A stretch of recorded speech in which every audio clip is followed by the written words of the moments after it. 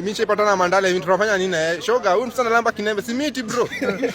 Hata kulamba si shida kama mbona tu ujirecord na kitu kama kitu nakaa hivi na bro unatoa wapi nguvu ya kujirecord kitu nakaa hivi. Unajirecord kitu nakaa hivi na una adabu hata ufikiria hata mzazi wako akiona kitu kaa hiyo. Hata ufikiri malaana mtu yangu. So pia amesema ana sue mtu yote mwenye ana post hizo news ana sue. Aanze na mimi kuchana. Dear girls hata kama ni msee unataka kulambe kasusu, tafuta msee mwenye meno zake ziko straight msichana wangu.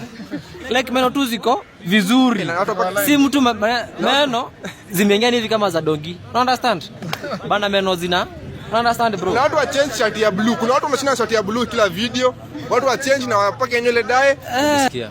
Yo man, like alisema look like see content. Unaonaje like point yako ni gani hapo? Unajua sisi atudili na watu wa Blazers X wana bro. Yeah. So alafu ulikumpe job. Bado unampe hiyo kazi ama?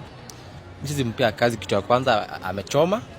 Brand yangu siwezi kubali tufanye kazi na yeye. Unaambia aje kama wewe ni creator. Eka brand yako design yenyewe. Brand nyingine ikikuwa na wewe haina wasiwasi. Sofa amechoma, tulikuwa tumpe job. Kasharibu. Tutupe msemo mwingine, hata hiyo job tunafunga, atufungie hiyo shop.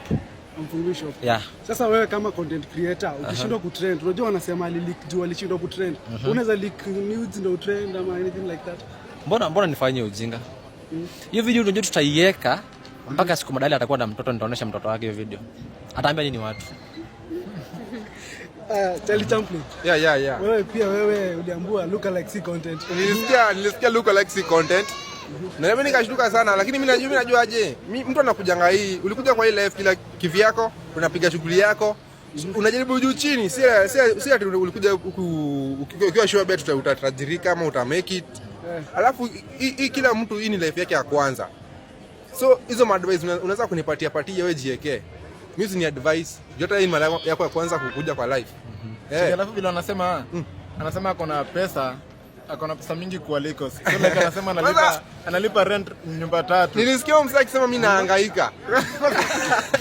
Kwanza ndio ilikuwa main point, anasema anahangaika. Ngapi? Nyumba 3 bro. Hapa akasema main point huyu jamaa anahangaika. Charlie Chaplin nimepata kitembea sijui anahangaika. Ni sawa acha mimi niangalie nikiwa hivi mdogo. Wewe usha make it bro.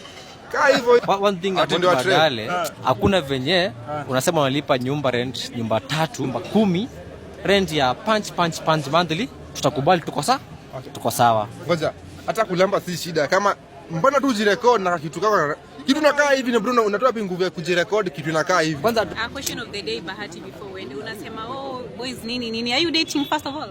Mimi nimechanganyikiwa. Mimi ni mwenda wazimu. No wonder.